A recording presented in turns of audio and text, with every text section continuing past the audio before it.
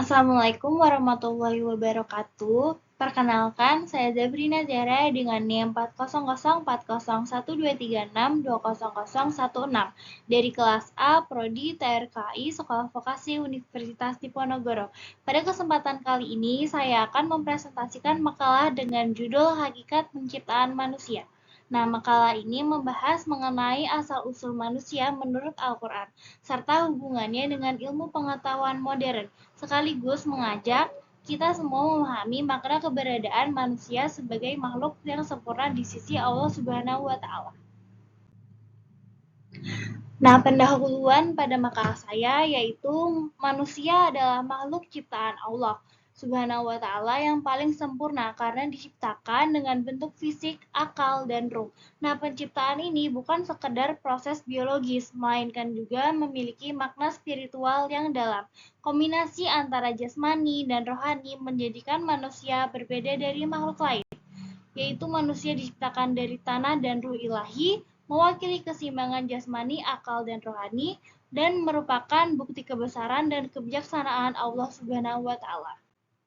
Latar belakangnya sendiri dalam Al-Quran, manusia dijelaskan diciptakan melalui proses bertahap yang menunjukkan kebesaran Allah Subhanahu wa Ta'ala. Proses ini dijelaskan dalam Quran Surat Al-Mu'minun ayat 12-14 yang menggambarkan perjalanan manusia dari saripati tanah hingga ditiupkan ruh. Fakta ini juga terbukti secara ilmiah dalam embriologi modern. Nah, menurut More 2019, proses penciptaan manusia selaras dengan ilmu sains, yang sudah dijelaskan juga dalam Quran Surat Al-Mu'minun ayat 12-14, dan mengandung nilai ilmiah dan spiritual. Nah, rumusan masalahnya sendiri ada 5, yaitu yang pertama, bagaimana pandangan Al-Quran dan hadis tentang proses serta hakikat penciptaan manusia. Yang kedua, apa makna filosofis dan spiritual di balik penciptaan manusia menurut ajaran Islam. Yang ketiga, bagaimana hubungan antara konsep penciptaan manusia dalam Al-Quran dengan ilmu pengetahuan modern. Yang keempat, apa tujuan utama penciptaan manusia dan bagaimana implikasinya terhadap peran manusia sebagai khalifah di bumi. Yang kelima, bagaimana pemahaman terhadap hakikat penciptaan manusia dapat membentuk karakter dan moralitas manusia modern. Nah, tujuan penulisan dari makalah saya sendiri yaitu yang pertama menjelaskan konsep dan proses penciptaan manusia berdasarkan Al-Quran dan hadis. Yang kedua, menguraikan makna filosofis, spiritual, dan moral dari hakikat penciptaan manusia. Yang ketiga, menganalisis keterkaitan antara ajaran Islam tentang penciptaan manusia dengan teori-teori sains modern. Yang keempat, menemukan nilai-nilai yang dapat diimplementasikan dalam kehidupan sehari-hari sebagai wujud pengalaman ajaran Islam.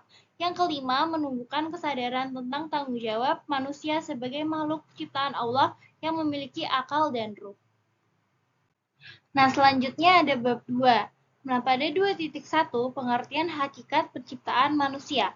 Hakikat penciptaan dan manusia sendiri adalah pemahaman tentang asal-usul dan tujuan manusia diciptakan oleh Allah Subhanahu wa Ta'ala.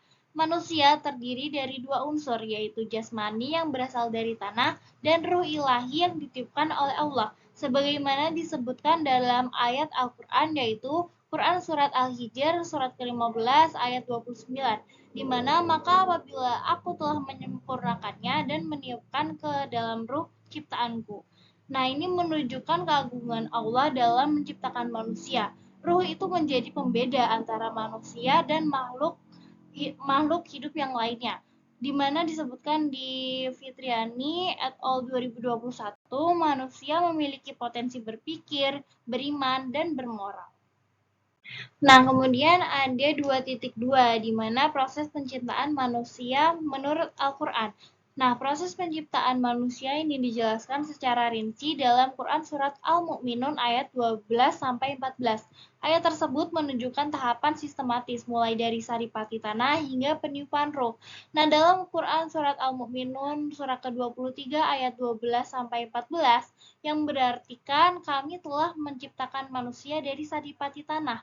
Kemudian kami jadikan segumpal darah, segumpal daging, dan kami jadikan dia makhluk lain. Nah, penciptaan manusia ini berjalan secara bertahap dan teratur, menunjukkan bahwa kesempurnaan hanyalah ciptaan Allah. Nah, kemudian menurut Amalia et al. 2025, ini juga sejalan dengan ilmu embriologi modern. Yang 2.3 yaitu tahapan penciptaan manusia. Tahapan penciptaan manusia itu mencerminkan kebijaksanaan Allah Subhanahu wa taala dan selaras dengan temuan ilmiah modern. Setiap tahap menunjukkan proses pembentukan fisik dan spiritual manusia. Menurut More 2019, nutfah yang pertama ada nutfah yaitu setetes air mani hasil pembuahan sperma dan ovum.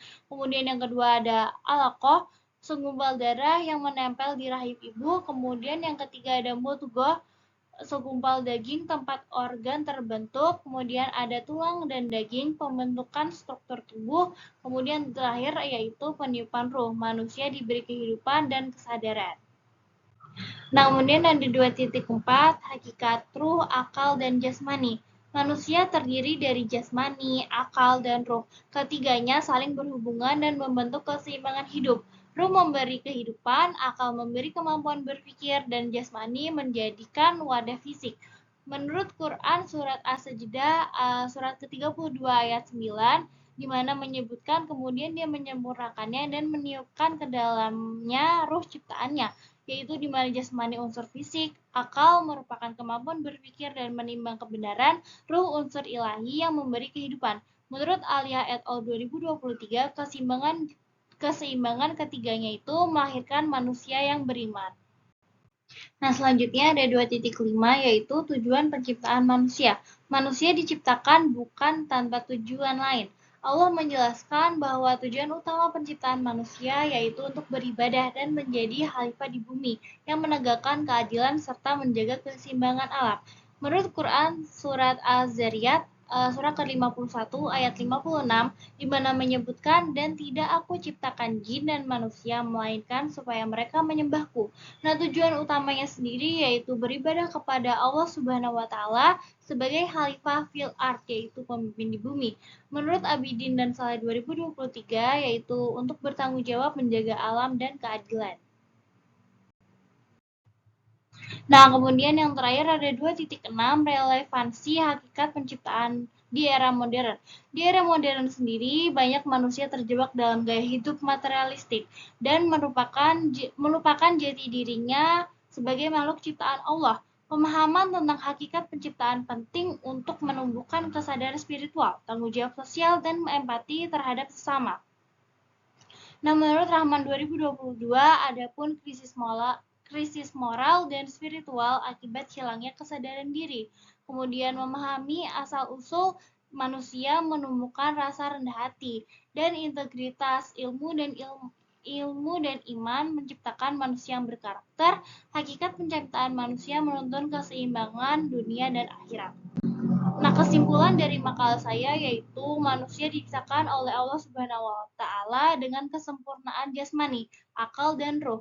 Proses penciptaannya sebagaimana dijelaskan dalam Al-Qur'an menunjukkan keagungan dan kebijaksanaan Allah serta selaras dengan ilmu pengetahuan modern. Tujuan utama penciptaan manusia sendiri adalah untuk beribadah kepada Allah dan menjalankan peran sebagai khalifah di bumi. Dengan memahami hakikat penciptaan ini, manusia diharapkan mampu hidup seimbang antara dunia dan akhirat, serta menjaga tanggung jawab moral dan spiritualnya.